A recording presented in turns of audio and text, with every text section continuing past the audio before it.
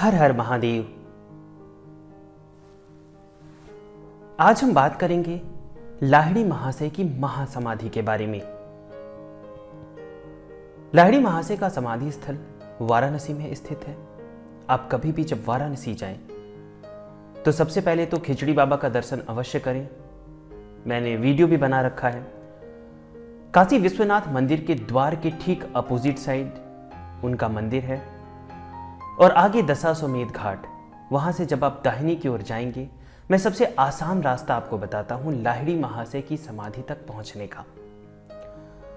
तो दशाश्वमेध घाट से जब आप दाहिनी की तरफ जाएंगे तो करीबन मुझे लगता है 100-200 मीटर के बाद आप किसी से पूछ लीजिएगा तो एक गली है, वो बंगाली मोहल्ले के आसपास ही है। तो जैसे ही आप सीढ़ी से ऊपर की ओर जाइएगा, बाएं साइड आपको लाहिड़ी महाशय की समाधि का द्वार दिख जाएगा। जैसा कि मैं आपको दिखा देता हूं, लाहिड़ी महाशय का द्वार कुछ इस प्रकार है, आप फोटो में देख सकते हैं। मैं जब वहां पे गया था तो मैंने अंदर का वीडियो भी बनाया था, तस्वीर भी ली थी, जो इस प्रकार है, आप देख सकते हैं।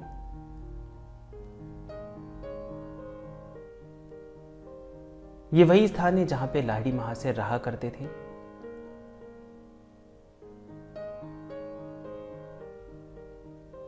अंदर में महाअवतार बाबा जी का प्राण प्रतिष्ठित विग्रह भी आपको मिल जाएगा। बहुत सारे लोग जो वहां पे जाते हैं, वहां पे बैठ के ध्यान करते हैं महाअवतार बाबा जी के सामने। जैसा कि आप वीडियो में भी देख सकते हैं, एक विदेशी स्त्री यहां पे बैठी हुई है और मैं भी वहां पे करीबन 2-3 घंटे रहा था। और जैसा कि मैंने देखा था, ये माता जी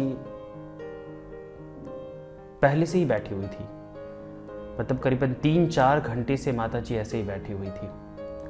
तो आप भी कभी जाएं तो वहां पे समय लेके जाएं, वहां पे थोड़ा सा समय बिताएं, बाबा जी के सामने थोड़ा सा ध्यान करें, आपको भी बहुत दिव्य अनुभूति होगी।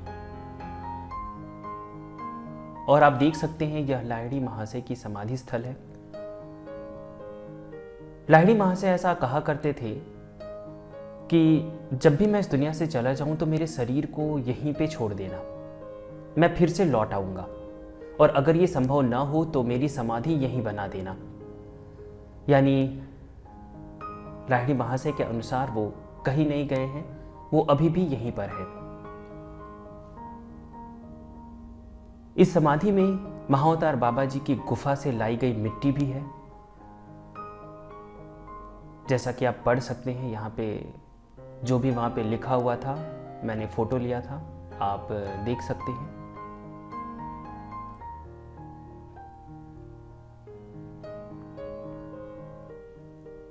एक पुस्तक है पुराण पुरुष योगीराज श्री श्यामाचरण लाहिड़ी, जिसे श्री योगाचार्य अशोक कुमार चट्टोपाध्याय जी ने लिखा है।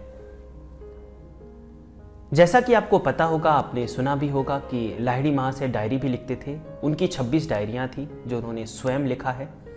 तो उन्हीं डायरियों से श्री अशोक कुमार चट्टोपाध्याय जी ने उनकी जीवनी लिखी है, जो पुस्तक के रूप में पुराण पुरुष योगीराज श्री श्यामाचरण लाहिड़ी है। ये इंग्लिश और हिंदी दोनों में उपलब्ध है। अगर आप चाहें तो हम भी आपको उपलब्ध करा सकते हैं। तो महासमाधि के बारे में उसमें जो भी कुछ दिया गया है, मैं आपको शब्द सा उसे पढ़ के सुनाऊंगा। तो आइए हम महासमाधि के बारे में, वो विचित्र घटना जो भी 6 महीने पहले घटी, जो उस दौरान घटी, उसके बारे में सुनते हैं। योगीराज गरुड़ीश्वर स्थित जिस मकान में रहते थे, उसे क्रय अथवा खरीदने के पहले उसमें शिव की 3 मूर्तियां स्थापित थी। मकान मंदिर सहित खरीदा गया था। काशी मणि देवी नित्य ही शिव की पूजा करती, किंतु उनकी आंतरिक इच्छा थी कि वे स्वयं एक शिव की प्रतिष्ठा करें। स्कंद पुराण के अंतर्गत काशी खंड में इस बात का उल्लेख है कि काशी में शिव की प्रतिष्ठा करना महापुण्य का काम है। यही कारण है कि इस शिव नगरी काशी में अनेक लोग अपने घरों में शिव की प्रतिष्ठा करते हैं। एक दिन काशी मणि देवी ने अपनी यह इच्छा अपने पिता देव नारायण वाचस्पति के निकट व्यक्त की, तो उन्होंने कहा था कि घर में शिव प्रतिष्ठा करने पर कालांतर में उनकी अच्छी तरह सेवा या पूजा नहीं हो पाती, इसलिए घर में शिव की प्रतिष्ठा न करना ही अच्छा है। तुम जिस शिव की पूजा करती आ रही हो उसे ही अपनी प्रतिष्ठित शिव मानकर पूजा करो। तभी से काशी मणि देवी जीवन भर उसी पूर्व प्रतिष्ठित शिव को ही भक्ति पूर्वक पूजती रही। एक दिन अपनी दैनिक चर्या के अनुसार प्रातः काशी मणि देवी शिव पूजा कर रही है। उसी समय योगीराज दरवाजे के सामने आकर खड़े हो गए। काशी मणि देवी ने सोचा, इस समय तो वे किसी दिन भी इस ओर नहीं आए, आज अकस्मात क्यों आए। काशी मणि देवी ने मुड़कर देखा। योगीराज ने मधुर मुस्कान के साथ शांत स्वर में काशी मणि देवी से कहा, देखो अब मेरा यहां का काम समाप्त हो गया, इस बार जाने का समय आ गया और केवल 6 महीने तक रहूंगा, उसके बाद चला जाऊंगा। तुम लोग शोक मत करना, केवल तुम्हें ही यह बतलाया है। इसके बाद उन्होंने फिर कहा, देह त्याग के पश्चात मैं जिस घर में रहता हूं उस घर में ही मेरी देह को रख देना, बाद में मैं फिर लौट आऊंगा। अगर ऐसा ना कर सको तो उस घर में ही समाधि दे देना। जैसा कि मैंने आपको बताया था कि लाहिड़ी महाशय की यही इच्छा थी और वही हुआ। उन्होंने जो कहा था वही हुआ है। तो आप लोगों से निवेदन है कि कभी भी आप वाराणसी जाएं तो लाहिड़ी महाशय के समाधि स्थल पे अवश्य जाइएगा, थोड़ा समय लेके जाइएगा और बाबा जी के निकट ध्यान भी कीजिएगा। तो आइए आगे घटना पे चलते हैं। काशी मणि देवी ने इन सब बातों को कोई महत्व नहीं दिया। उन्होंने सोचा था कि ब्रह्मज्ञ स्वामी ने संभवतः किसी कल्पना के वशीभूत होकर उस तरह की बातें कही होगी। इस बार महायोगी ने अपने महाप्रस्थान का दिन क्षण निश्चित किया और मर्त लीला की समाप्ति के लिए प्रस्तुत हो गए। भक्तों को भी प्रस्तुत करना होगा, इसलिए प्राय 3 मास पूर्व से ही कई उन्नत भक्तों के निकट यह चर्चा की। धीरे धीरे निर्धारित दिन निकट आने लगा। 6 मास बीतने के पहले 1 मास पूर्व उनकी पीठ में एक फोड़ा दिखाई पड़ा। इस कार्बंकल रोग को ही उपलक्ष्य बनाकर महायोगी देह त्याग के लिए प्रस्तुत होने लगे। खबर पाते ही उनके ज्येष्ठ पुत्र 3 कौड़ी लाहिड़ी अपने कर्म क्षेत्र दिल्ली से तुरंत घर आ गए। भक्तों की विरामहीन सेवा शुरू हो गई। उनके गृह चिकित्सक पूर्णचंद्र बंदोपाध्याय चिकित्सा करने लगे, किंतु तनिक भी रोग में कमी नहीं हुई। समाचार पाते ही उनके भक्त कलकत्ता मेडिकल कॉलेज के सुप्रसिद्ध डॉक्टर हेमचंद्र ने यहां आकर चिकित्सा आरंभ की, किंतु अच्छे लक्षण नहीं दिखे। हेम बाबू ने ऑपरेशन करने की दृष्टि से उनकी अनुमति मांगी।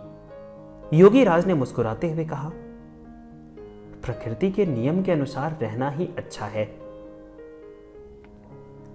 डॉक्टर ने समझा कि उनकी ऑपरेशन करवाने की इच्छा नहीं है, इसलिए डॉक्टर ने ऑपरेशन की आशा छोड़कर घाव को साफ करके बैंडेज कर दिया।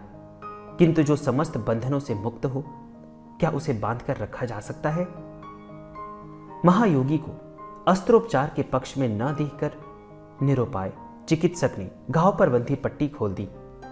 योगीराज स्वयं एक प्रकार का नीम तेल तैयार करके भक्तों को नाना प्रकार के रोगों में व्यवहार करने के लिए दिया करते थे।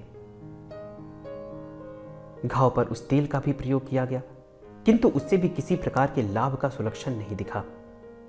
चिकित्सक हेम बाबू कलकत्ता वापस आ गए। योगीराज नीचे बैठक खाना वाले घर में जिस चौकी पर बैठकर भक्तों के साथ ज्ञान चर्चा किया करते थे और जहां बैठकर भक्तों को ब्रह्म ज्ञान से अप्लावित करके उन्हें पूर्णता प्रदान करते थे, उसी चौकी पर ही महायोगी सोए हुए हैं। भक्तों के आने जाने का तांता बंधा है और सेवा हो रही है। सभी श्रेणी के लोग आकर योगी राज का कुशल संवाद ले रहे हैं। सभी चिंतित हैं। राजपूत ब्राह्मण भक्त कृष्णाराम योगी राज की सेवा में निरंतर छाया की तरह जुटा हुआ है और अपने गुरु महाराज की मन प्राण से सेवा कर रहा है। उसकी एकमात्र चेष्टा है कि उन्हें किसी प्रकार स्वस्थ किया जाए, किंतु रोग धीरे धीरे बढ़ता ही जा रहा है। चिकित्सक सभी प्रकार की चेष्टाएं कर रहे हैं। विरामहीन सेवा के बीच भी कृष्णाराम की आंखों से आंसू की धार फूट पड़ती है। सभी लोगों की इच्छा है कि वे भी योगी राज की सेवा करते। घर परिवार की महिलाएं भी यही चाहती है। उन दिनों पर्दानसीन समाज में साधारणतः विवाहिता औरतें दूसरे पुरुषों के सामने नहीं आती थी। कृष्णाराम की निरंतर सेवा एवं साथ ही तमाम भक्तों के आवागमन से परिवार की महिलाओं को सेवा का सुयोग ही नहीं मिल पाता था। कृष्णाराम एक अकेला ही 100 के बराबर था। वह स्वयं ही सेवा करेगा। उसकी धारणा है उसकी सेवा के बिना संभवतः गुरु महाराज की सेवा ठीक से नहीं होगी। इस कारण और किसी को सेवा करने का सुयोग नहीं मिल पाता। कृष्णाराम की अक्लांत सेवा से महायोगी बड़े ही संतुष्ट थे। महाप्रयाण के पूर्व दिन उन्होंने कृष्णाराम को स्नेहपूर्वक पास बुलाकर कहा, कृष्णाराम, मैं तुम्हारी सेवा से बहुत संतुष्ट हूं। बोलो, तुम्हें क्या चाहिए? जो चाहोगे वही मिलेगा। कृष्णाराम हाथ जोड़कर खड़े हैं। आंखें गंगा यमुना की तरह झरझर बह रही है। गला सूख गया और हाथ पांव कांपने लगे। स्नेह गंभीर कंठ से फिर ध्वनित हुआ, बोलो कृष्णाराम, तुम्हें क्या चाहिए? मैं तुमसे बहुत ही संतुष्ट हूं, तुम्हारे ऊपर बेहद प्रसन्न हूं। आंसू से भीगी आंखों और कांपते हुए कंठ से भक्ति पूर्वक गदगद चित्त होकर कृष्णाराम ने कहा, मुझे कुछ नहीं चाहिए प्रभु, केवल एक ही प्रार्थना है कि आपके श्री चरणों में मुझे स्थान मिले। योगीराज ने मधुर मुस्कान के साथ कहा, कृष्णाराम, वही मिलेगा। कृष्णाराम योगीराज के चरणों में लौट गया। कृष्णाराम की निर्लोभता की एक और घटना की चर्चा योगीराज के अन्यतम शिष्य भूपेंद्र नाथ सान्याल महाशय के मुंह से सुनी जाती है कि एक बार योगीराज के महाप्रयाण के अनेक दिन बाद रविंद्रनाथ ठाकुर भूपेंद्र नाथ सान्याल के साथ काशी धाम आए थे। सभी दर्शनीय स्थानों का दर्शन करने के बाद रविंद्रनाथ ने कहा, सान्याल महाशय, सुना है काशी साधुओं की जगह है, क्या मुझे किसी सच्चे साधु का दर्शन करवा सकते हैं? सान्याल महाशय ने कहा, आप क्या किसी वेशधारी नामी या प्रसिद्ध साधु को देखना चाहते हैं, या फिर जिसे मैं सच्चे साधु के रूप में जानता हूं वैसे किसी साधु का दर्शन करेंगे? रविंद्रनाथ ने कहा, आप जिसे वस्तुतः सच्चे साधु के रूप में जानते हैं उसका ही दर्शन करवाइए। वे दोनों काशी के गंगा तीरवर्ती एक मोहल्ले में कृष्णाराम के वास स्थान पर गए। कृष्णाराम उदयपुर स्टेट के राधा कृष्ण मंदिर से संलग्न एक घर में रहते थे। कृष्णाराम आंखें ऊपर की ओर किए बैठे हैं। लगता है किसी एक भाव राज्य में विचरण कर रहे हैं। देखने से भी प्रतीत होता है कि वे संसार के सभी बंधनों से मुक्त हैं। कौन आया कौन गया इस ओर दृष्टि ही नहीं। दोनों महानुभाव यानी रविंद्रनाथ एवं सान्याल महाशय चुपचाप धीरे से बैठ गए। कृष्णाराम चुप बैठे हैं। कुछ देर बाद सान्याल महाशय ने कहा, कृष्णाराम जी, हम आए हैं। कृष्णाराम का ध्यान टूटा और वे इस अनित्य धाम पर उतर आए। सान्याल महाशय ने रविंद्रनाथ के साथ परिचय करवाया। रविंद्रनाथ काफी देर तक उनके साथ धर्म चर्चा करके संतुष्ट हुए। जाते समय रविंद्रनाथ ने कृष्णाराम जी को 10 रुपया दिया और कहा, यह राशि यदि आपकी सेवा में लगे तो मुझे आनंद प्राप्त होगा। कृष्णाराम ने कहा, मुझे अब अर्थ की कोई आवश्यकता नहीं है। रविंद्रनाथ ने विनीत भाव से फिर कहा, यह रुपए आपकी सेवा में लगे यही मेरी एकमात्र इच्छा है। कृष्णाराम ने शांत स्वर में कहा, ठीक है, मान लीजिए कि वह रुपया मेरा ही है। अभी आपके पास सुरक्षित रखा रहे, जब प्रयोजन होगा मांग लूंगा। योगीराज के प्रिय शिष्य देवघर के पंडित पंचानन भट्टाचार्य सहित अनेक भक्त आकर उपस्थित हुए हैं। उनके और एक प्रिय भक्त स्वामी प्रणवानंद उस समय उदयपुर में थे। गुरुदेव की अंतिम अवस्था की खबर पाकर शीघ्र ही काशी जाने की व्यवस्था कर रहे हैं। तभी अचानक प्रणवानंद ने देखा कि उनके गुरुदेव अलौकिक मूर्ति या रूप धारण करके उनके सामने उपस्थित होकर कह रहे हैं, प्रणवानंद, अब और जल्दी करने से लाभ नहीं, तुम्हारे पहुंचने के पहले ही मैं देह त्याग करूंगा। प्रणवानंद रोने लगे। योगीराज ने सांत्वना देते हुए कहा, रोते क्यों हो? देह के जाने पर भी सद्गुरु का अस्तित्व रहता है, मैं सर्वदा ही हूं।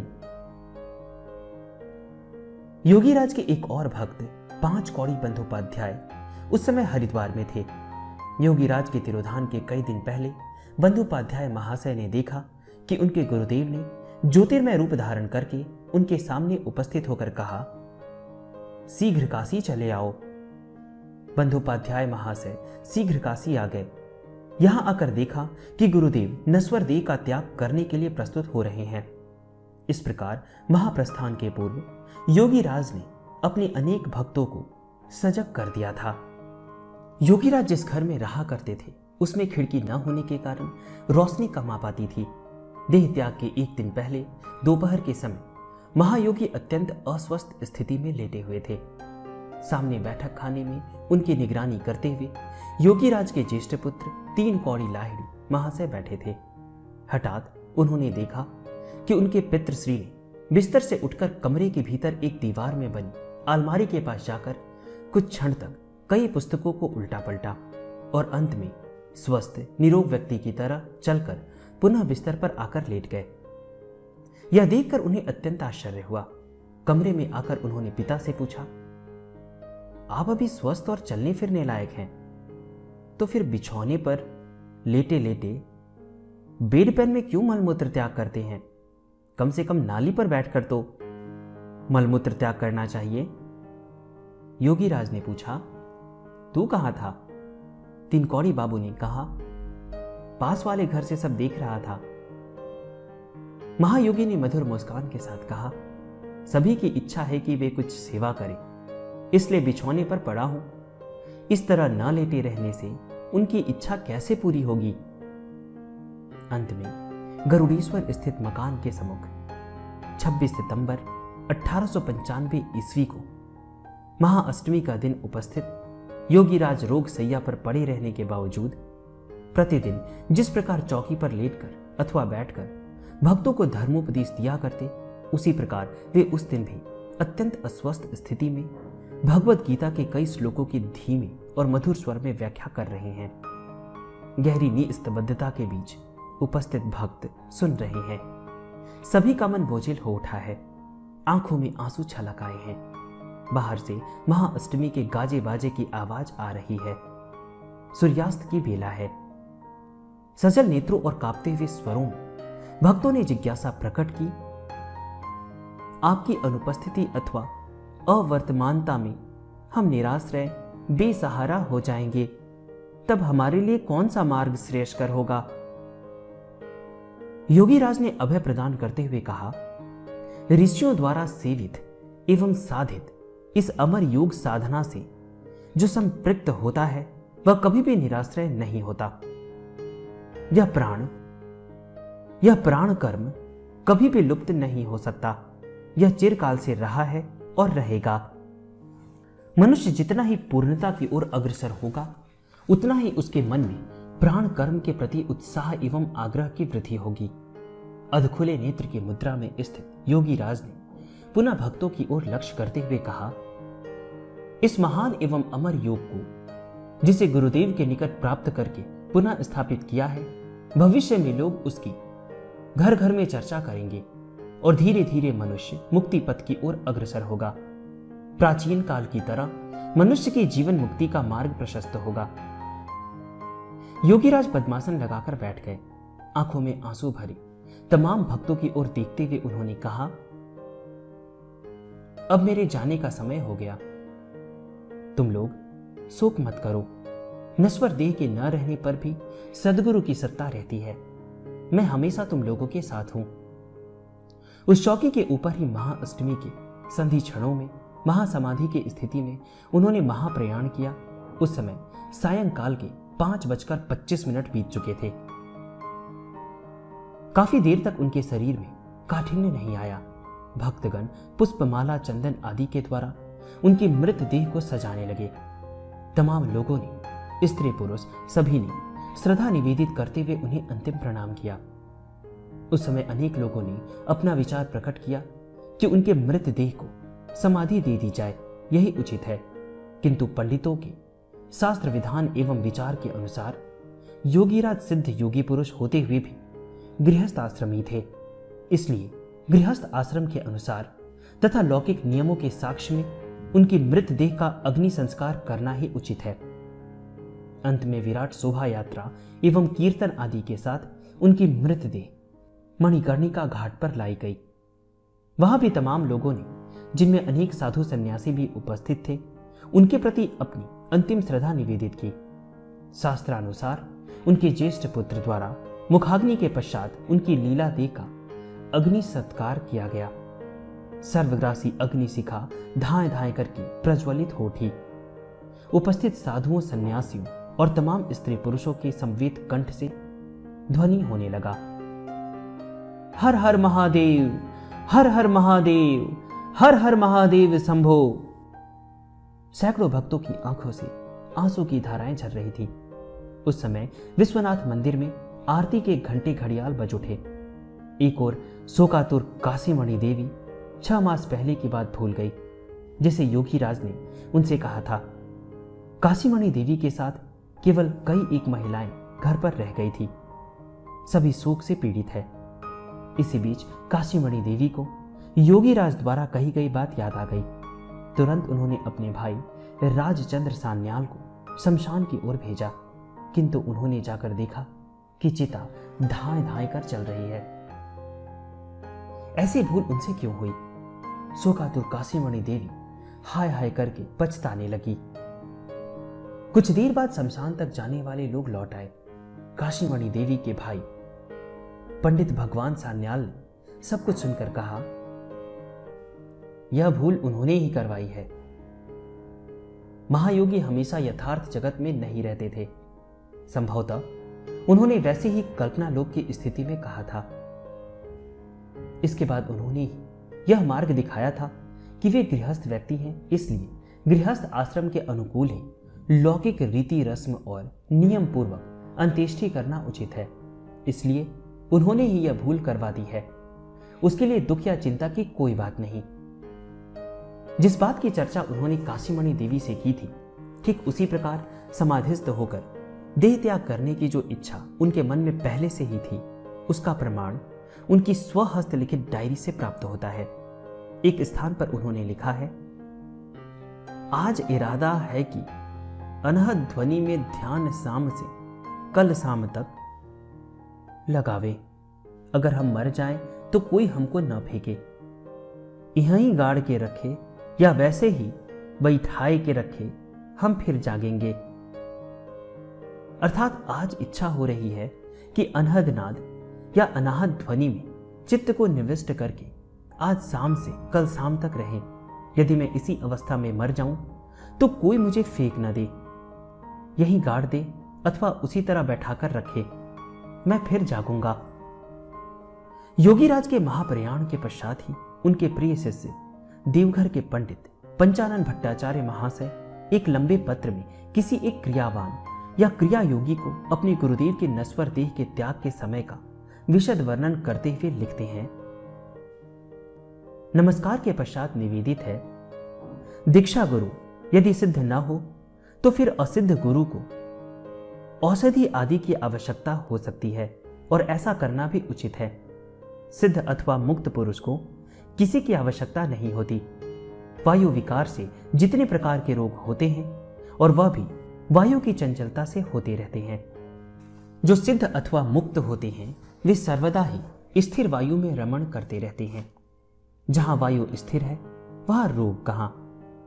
लेकिन जीव भावापन्न मूढ़ व्यक्ति अपनी तरह मानकर सिद्ध अथवा मुक्त पुरुषों को औषधि आदि द्वारा निरोग करने की दिशा में दौड़ते हैं। यह केवल उनकी अदूरदर्शिता का परिणाम है। वे नासमझी के कारण सिद्ध या मुक्त पुरुष को रोगी के रूप में देखकर उसकी अवमानना करते हैं। वह भी अपने स्वार्थ की सिद्धि के लिए किया करते हैं। अर्थात जिनकी साधु होने के बहाने साधु होने की इच्छा रहती है, वे कहा करते हैं कि सिद्ध मुक्त पुरुष भी रोगग्रस्त हुआ करते हैं और वे भी औषधि आदि का सेवन करते हैं, क्योंकि ऐसा नहीं कहने पर उनकी प्रतिपत्ति का क्या होगा, क्योंकि उन्हें स्वयं रोग होने पर औषधि खाना चाहिए, नहीं तो मृत्यु का भय है। इसलिए सिद्ध पुरुष भी औषधि का सेवन करते हैं और औषधि का सेवन कराना उचित भी है। औषधि नहीं देना पाप है, या वे ही कहा करते हैं। सिद्ध अथवा मुक्त पुरुष को साधारण मनुष्य के रूप में मानना या उनकी गणना करना, क्या यह महापाप नहीं है? जो सिद्ध या मुक्त पुरुष हैं, वे पहचान में आ जाने के भय से कभी कभी साधारण मनुष्यों की तरह सबको अपने कार्य का आभास दिया करते हैं। इसलिए जो सामान्य व्यक्ति है, कहा करते हैं कि सिद्ध अथवा मुक्त पुरुष भी औषधि का सेवन किया करते हैं और वे व्याधिग्रस्त भी हुआ करते हैं तथा भले बुरे कार्य भी किया करते हैं, किंतु वे कुछ भी नहीं करते एवं वे व्याधिग्रस्त भी नहीं होते। यह सामान्य व्यक्ति को ज्ञात नहीं। यह गुरुदेव के देह त्याग के समय भी हुआ था। गुरुदेव के कोई शिष्य जो लोक एवं समाज में गुरुदेव को गुरु के रूप में स्वीकार करते हैं, उन्होंने उन्हें रोगी मानकर औषधि एवं चिकित्सा की व्यवस्था करने की व्यस्तता दिखाई थी, किंतु गुरुदेव ने अपने पुत्र 3 कौड़ी बाबू से यह बात कही कि मेरी कोई भी चिकित्सा करना अच्छा नहीं, स्वाभाविक रूप से ही अच्छा है। जो खुदा के ऊपर खुदगिरी करने की कोशिश करते हैं, वे किस प्रकृति के लोग हैं वह समझ सकता हूं। मान लीजिए यदि वे व्याधिग्रस्त थे, तो फिर उनके मल मूत्र में रोगजन्य दुर्गंध क्यों नहीं थी, एवं घाव में जो मवाद थी, कम से कम उसमें तो दुर्गंध होनी चाहिए, वह भी नहीं थी। यह सब कुछ देखकर भी लोगों को होश नहीं। अफसोस तो इस बात का है कि इन लोगों ने क्या मान लिया है। क्या वे एक वेशधारी साधु महात्मा थे? उन्होंने किस कारण से देह त्याग किया? और मुक्त पुरुष जिस प्रकार देह त्याग किया करते हैं, उन्होंने भी उसी तरह देह त्याग किया है, किंतु उन्हें सामान्य मानव के रूप में समझना उचित नहीं।